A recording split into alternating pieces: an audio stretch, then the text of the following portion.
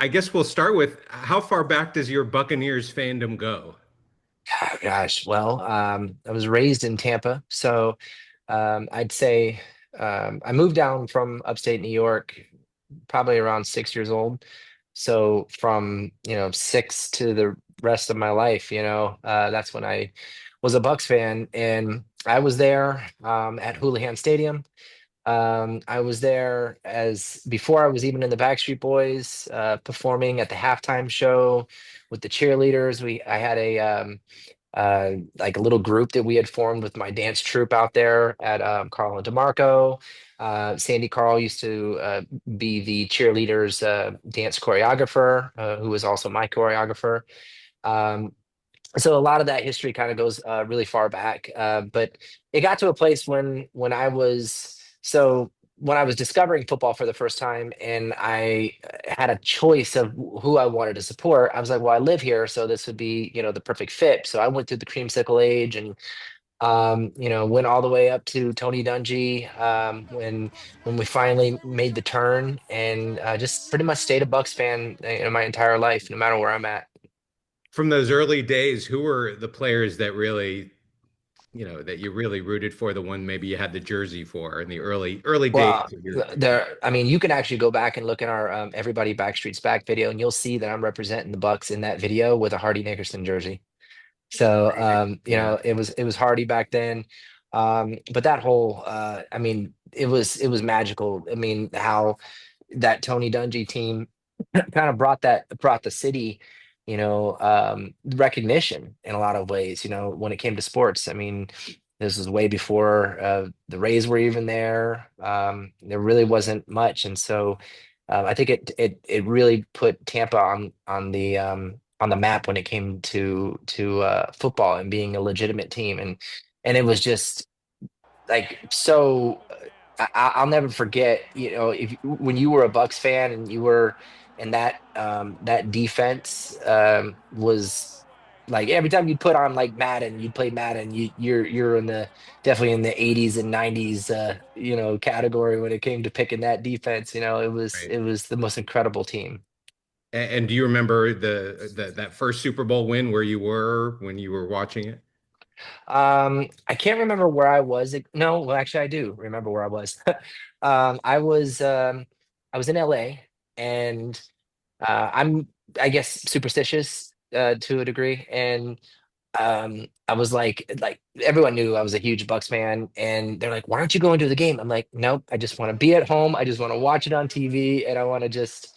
I want to see it, but I feel like if I go there, I don't know, something might happen, might jinx it or something. So, but I remember I was in Los Angeles watching that first Super Bowl, and just like over the moon, couldn't believe it was happening. Everybody knows as a Bucks fan, like that first Super Bowl it was always impossible, and once you get it, then you could get that ball rolling, as a franchise. So.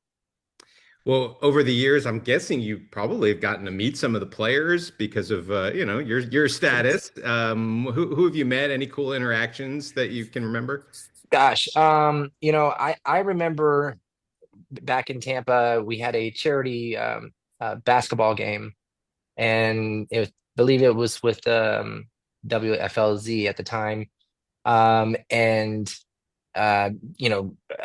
most of the guys showed up. Warren Sapp was there, dunking on everybody, in his prime. I met everybody. I've run into a lot of those guys over the years, just being from Tampa. So let's talk about this year's team. A lot of people obviously excited. Great start. This team seems to have some grit, and I guess it kind of starts with Baker Mayfield. Do you like what you see from Baker? Yeah, no, I've been texting Baker every now and then, making sure. Yeah, or there's a Bucks person I know too. Name drop. I always feel like you go back in the day and you're like, Right. that's the ones I think about when I think of Bucks core. But yeah, Baker's a Buck now, and so I'll text him and be like, great game or whatever every now and then, just check in with him.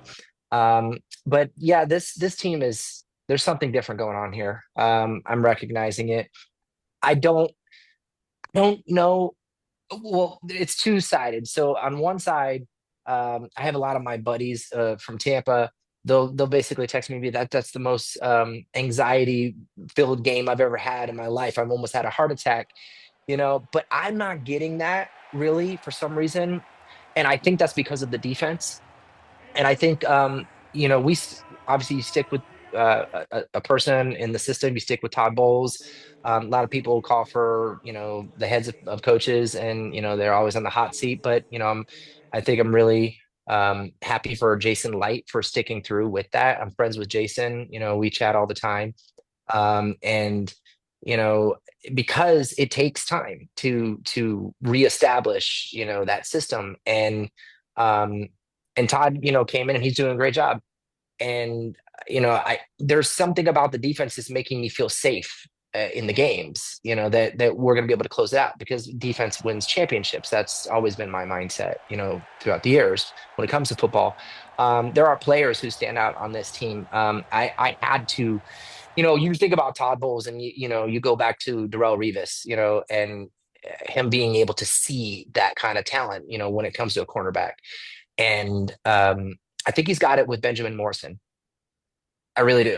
Yeah, all the other guys, they're stepping up. Jamel Dean, he took that pay cut and he showed up, shaved his head, looks a little meaner out there. They really drafted well. I mean, They for the drafted last really, really decade, yeah. well. And I love the Hassan Reddick pickup.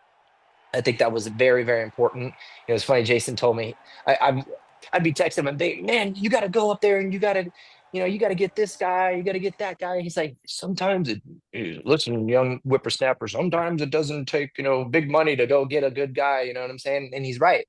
And so Hassan had taken a year off from what I know and came back and he looks like he's going to put up some double digit sacks this year. So I think the defense looks really good. So it is the 50th anniversary. The team's been doing a lot of different things to celebrate that, to commemorate that. Any memories, of a play or a game, not counting the Super Bowl because obviously those kind of stand above everything else, but anything that was especially meaningful to you? Yeah, I'm a big Derek Brooks fan. So, that I know outside of, I mean, I always think about that interception, you know, in the Super Bowl. That I thought that was great. Um, it's always those ones that get you to the big dance, that always stand out.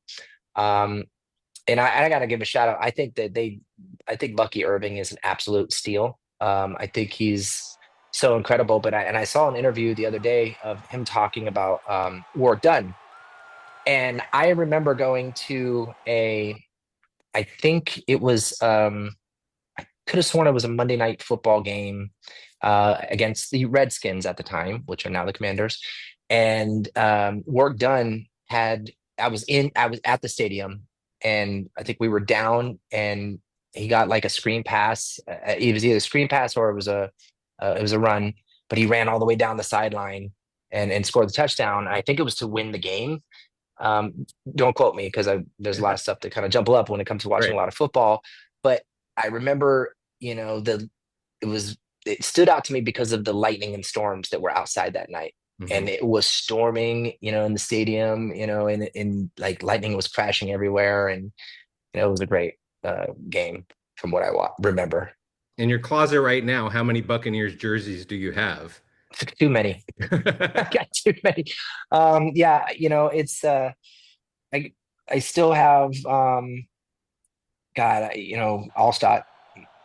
I got definitely have an Allstott orange jersey Mhm. that's in there. I Allstott was incredible to watch, back when the fullbacks were a big thing, you know. There's So highlights to watch even now. Like I show my kids, those plays yeah, are unbelievable from that guy. yeah. So I got a John Lynch jersey as well. I got a lot of the retro players, so I got to get a Baker jersey because I think he's he just embodies the entire, I think, spirit of the team right now. And, he's single-handedly leading this team to victories, which we are seeing, week after week. And I just love it. I just love his story. Yeah, and the comeback story being, Yeah, written off like by other tossed teams. away. Yeah, no, I mean it.